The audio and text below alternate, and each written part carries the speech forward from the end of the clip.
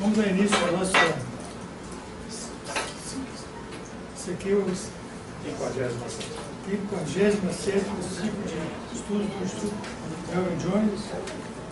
Que o nosso companheiro vai falar sobre o Elvin Jones, que é uma pessoa que a gente jamais pode esquecer, porque quem fundou Lions no mundo foi o Elvin Jones. Então ele até hoje é uma pessoa viva na nossa memória, na nossa história. Então eu vou pedir à companheira Sueli Silva que faça a invocação a Deus para a gente dar início.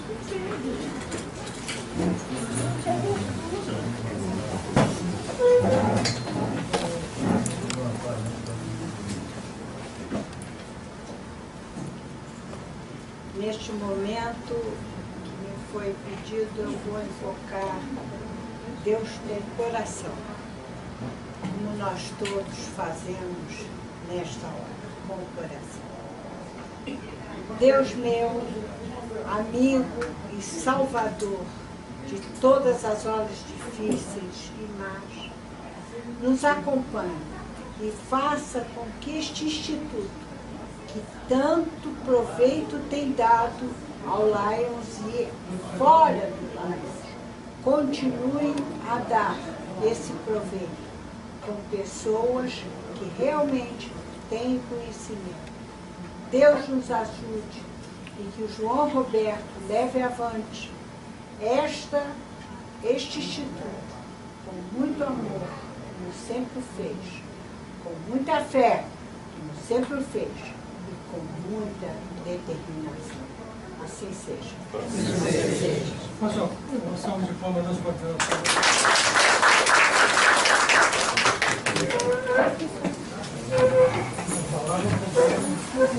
Bem, como nós fazemos sempre em todos os ciclos, nós temos o prazer de poder saudar o nosso conferencista, a todos vocês presentes, aqueles que assistem e assistirão através da internet o nosso ciclo de estudos, e pedir que a nossa companheira Vera Finório faça a apresentação do palestrante.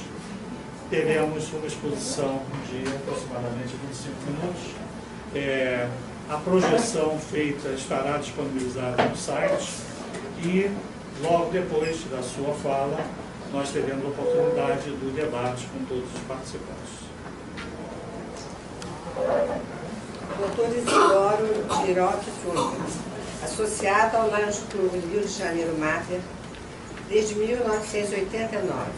Presidente do clube nos anos 99, 2000, 2003, 2004, 2011, 2012, 2017, 2018.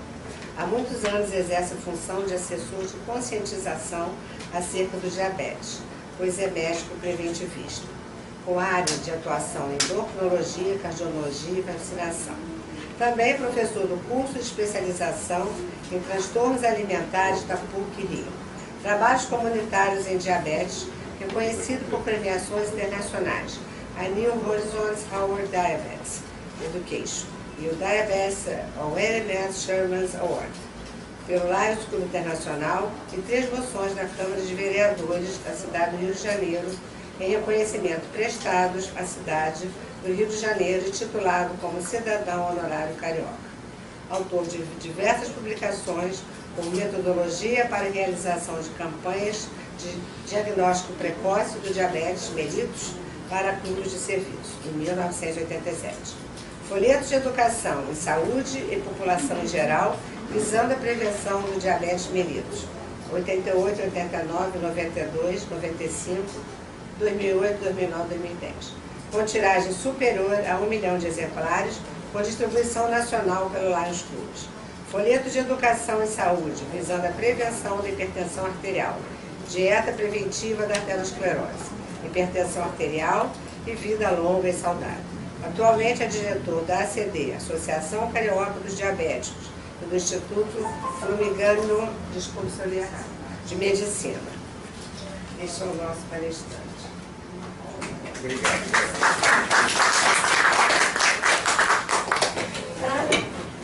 Companheiros, obrigado pelo convite, pelo João Roberto, pelo convite aqui como líder do nosso Instituto de Liderança. e a oportunidade de eu estar aqui falando sobre Melvin Jones. Quero agradecer ao governador Benedito pela oportunidade também de estar aqui sendo o anfitrião do evento, e agradecer principalmente meu pai e minha mãe, que vieram do Paraná, e eu sou o companheiro Leão graças à inspiração do meu pai e de minha mãe, né? Então, essa missão me foi muito gratificante, falar da vida então, de Melvin Jones para o Instituto de Liderança Melvin Jones, né? Aquele homem que nós falamos todos os dias e aquela pessoa que inspira a nossa instituição, pelo qual cada um de nós aqui tem uma grande paixão, um grande amor, né? Então, esse homem, eu mesmo no levantamento histórico em que eu fui cavando pela internet, eu me surpreendi com muitas coisas que eu fui vendo a respeito desse homem, né? No próprio site do Lions Internacional, consta histórias pequenas, mas uma escavação pela internet nos traz coisas surpreendentes.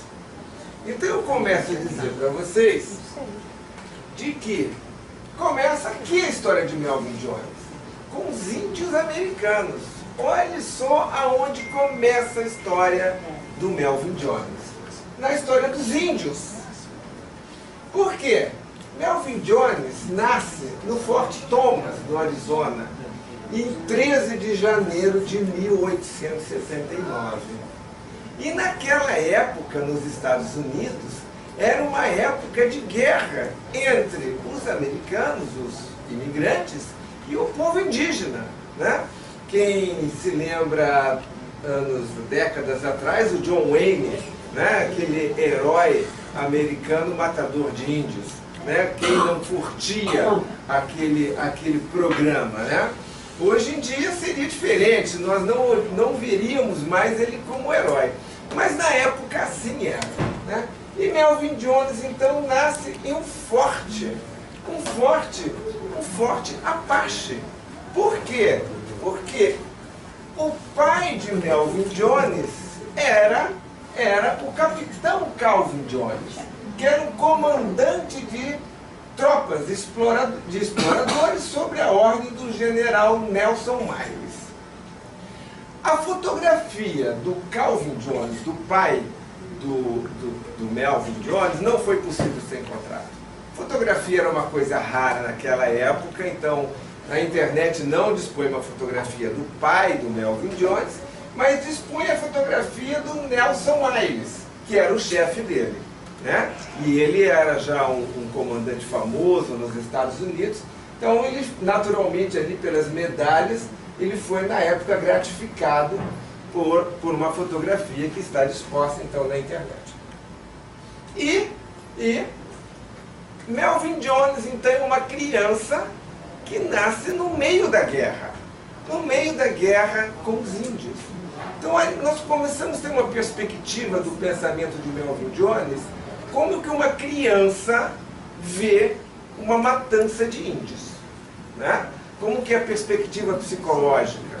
A mãe, os depoimentos da mãe de Melvin Jones, Lydia Gibbel Miles, e as memórias de infância de Melvin Jones, era uma mescla de tropas uniformizadas de azul, cavalos de combate, clarins, comboios e ataques de flechas dos índios. Então eles tinham medo. O Melvin Jones nasce no Forte Apache. É assim então que é a infância do Melvin Jones.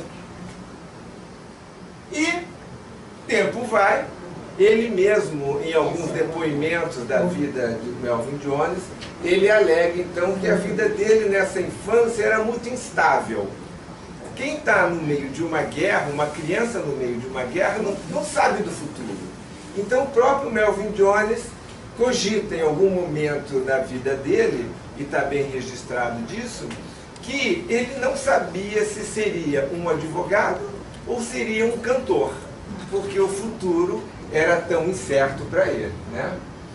E na evolução da juventude dele, ele frequentou a escola de Union Business College e o Shaddock College, em Illinois.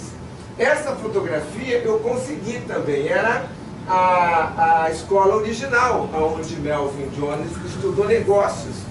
Naquela época, coisa que não é muito comum aqui entre nós no Brasil, mas o segundo grau dos Estados Unidos é levado com bastante seriedade no treinamento de negócios, né? E Melvin Jones, então, estudou nesse colégio de negócios, né? E não há nota de que ele tenha feito o terceiro grau. Há indícios pelo levantamento que eu fiz que ele começou a escola de Direito, mas ele não concluiu a faculdade. Não está bem claro que ele começou, porém não concluiu, né? Então, em 1900, né, quando tinha 21 anos de idade, Melvin Jones muda para Chicago, né, e logo conseguiu um emprego na agência de seguros Johnson & Higgins. Né? Essa agência de seguros é bem conhecida. Na busca da internet, nós temos, inclusive, aqui no Rio de Janeiro, nós temos uma agência de seguros ainda sob esse nome. Né? E para nós termos uma ideia de 1900, aqui tem uma fotografia de Chicago na época, o telefone foi inventado em 1903. Quer dizer, então nessa época nem sequer telefone Melvin Jones dispunha no seu cotidiano. Ninguém dispunha. Então, nessa mesma época, Chicago, que não era uma cidade tão grande quanto hoje, em 23 de fevereiro de 1905, na cidade de Chicago, o fundador, o Paul Harris, fundou o Rotary Club. Todo mundo junto, na mesma cidade, na mesma época, né? Porém, Paul Harris era um advogado, né? E ele tinha os ideais de um clube de relacionamentos profissionais que poderiam se tornar amizade. Então essa era a ideia do Paul, né? Então o Rotary estava nos seus primeiros anos de vida, de fundação em Chicago, né? E não se tem notícia, como eu já vi algumas pessoas falarem para mim, que um dia Melvin Jones tivesse sido rotariano. Não há qualquer afirmação dessa no levantamento que eu fiz. Porém, os dois eram maçons, né? Tanto o Melvin Jones quanto o Paul Harris eram maçons na mesma cidade, na mesma época. Então, trouxe uma ordem cronológica. Em 1900, com 21 anos, Melvin Jones vai para Chicago. Em 1909, com 30 anos de idade, ele se casa com Rose Friedman. Rose Friedman é então uma esportista de golfe, que inclusive ganha um campeonato americano desse esporte. Em 1913, ele funda a Melvin Jones Insurance Agency, que era, hoje em dia, uma agência de vendas de seguros. Começa, então, a frequentar o Clube de Negócios de Chicago, né? A questão do Clube de Negócios de Chicago era uma inspiração dos pubs ingleses, né? Os pubs ingleses se remontam desde o século XVI, XVII, aonde o pub inglês era um lugar onde os comerciantes se reuniam para fazer as trocas comerciais, né? Eram os bares. Por isso que vem o termo publicidade. O termo publicidade vem dos pubs ingleses, né? E os Estados Unidos, então, copiando aquela herança inglesa, cria o círculo de negócios, ou clube de negócios, como nós falamos mais. Mas os americanos usam mais o termo de círculo de negócios, que é exemplo dos pubs ingleses. Era um lugar também frequentado por homens de negócios, né? E estar vinculado ao clube de negócios era bem importante na época, porque para ser aceito no clube de negócios exigia honradez, exigia que fosse uma pessoa honesta, fosse uma pessoa que nós pudéssemos fechar o negócio e ter certeza de recebê-lo, né? Então os clubes de negócios eram importantes. E Melvin Jones, então, em 1915, na verdade 1913, 14, ele começa a frequentar o clube de negócios a convite de um amigo, mas nessa fase, conta a história, que os clubes de negócio estavam já em decadência, né?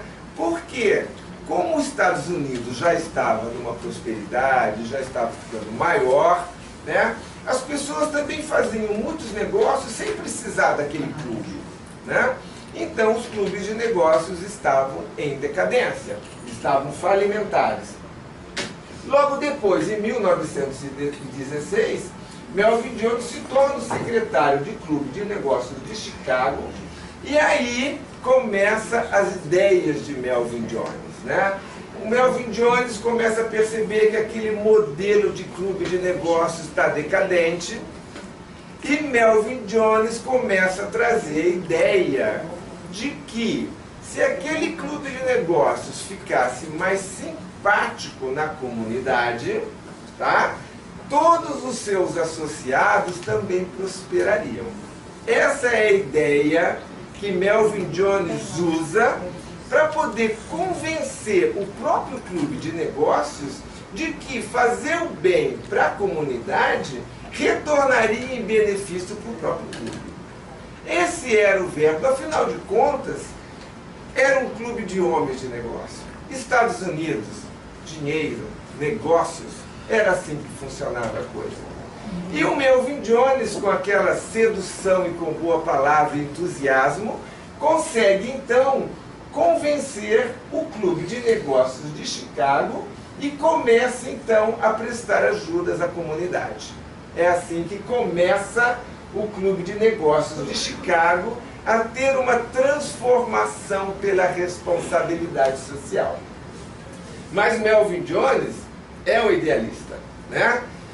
No ano seguinte, ele começa a convidar os outros clubes da região, porque toda cidade tinha um clube de negócios nos Estados Unidos, e todos estavam entrando em crise. Então Melvin Jones convida outros clubes de cidades vizinhas, levando a mesma ideia da responsabilidade social e de que aquilo ajudaria os próprios negociantes também a se enriquecerem. Com esse objetivo, né, Melvin convida outros clubes da região a se unirem nesse objetivo comum, e em 7 de julho, ainda no período da Primeira Guerra Mundial, que na Primeira Guerra Mundial, durante a guerra, todos os países entram em crise, né? O governo começa a arrecadar dinheiro para a guerra e começa a haver uma crise social, né? Então, durante a Primeira Guerra, 27 clubes de negócios de várias partes dos Estados Unidos se reuniram numa sala, ali não está mostrando, mas foi em Chicago, no Hotel La Salle. E ali, então, funda-se a Associação de Lions Club. É o começo. É o começo. Então, aí está a primeira convenção de Dallas, em 1917.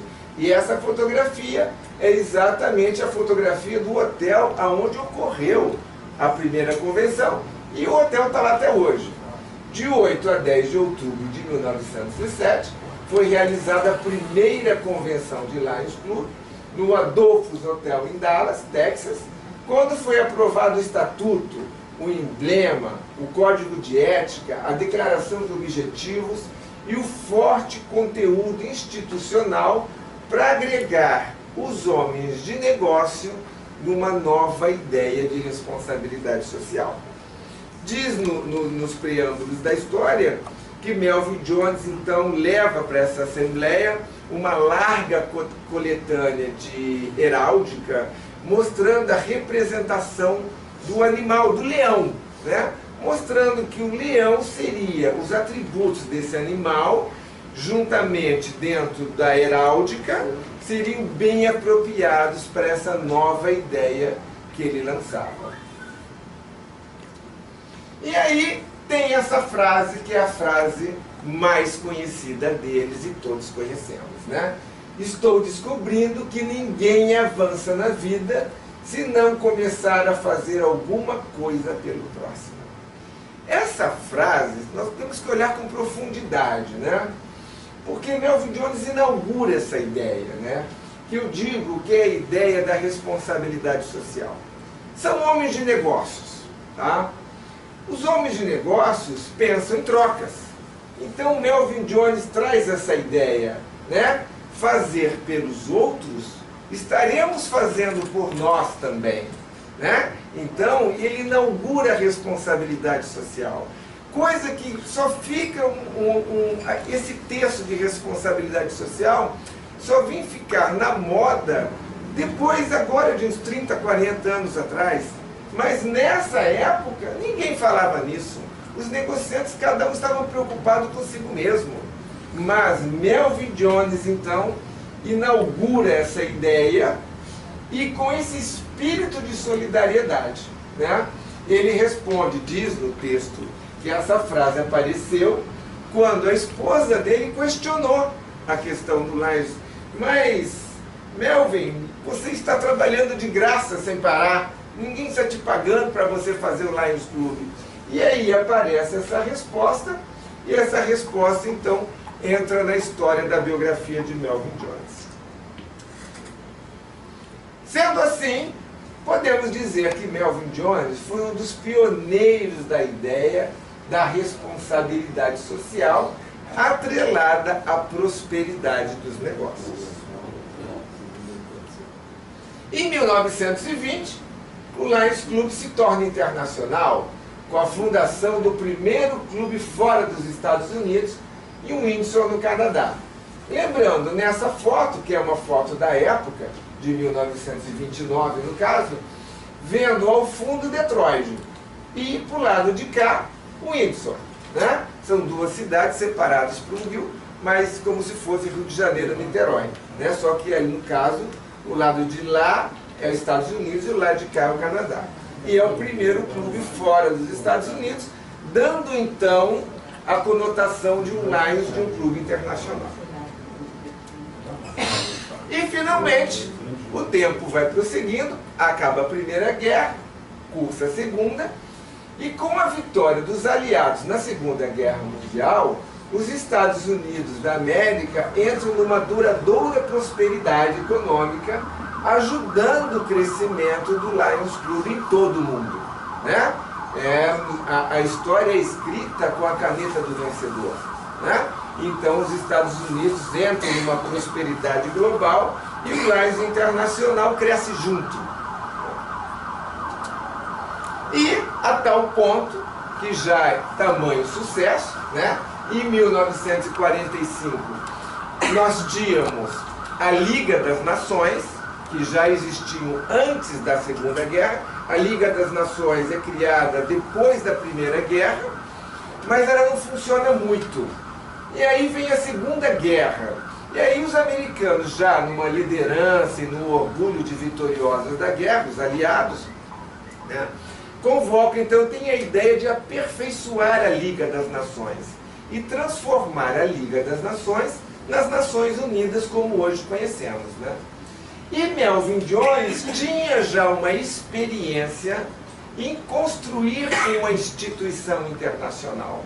Por isso, então, que nessa foto, é uma foto também da época original, da fundação das Nações Unidas, ele é convidado, né, para ajudar, segundo diz a história na internet, onde eu fui buscando os dados, ele cooperou na formulação da Carta Constitutiva da Organização das Nações Unidas.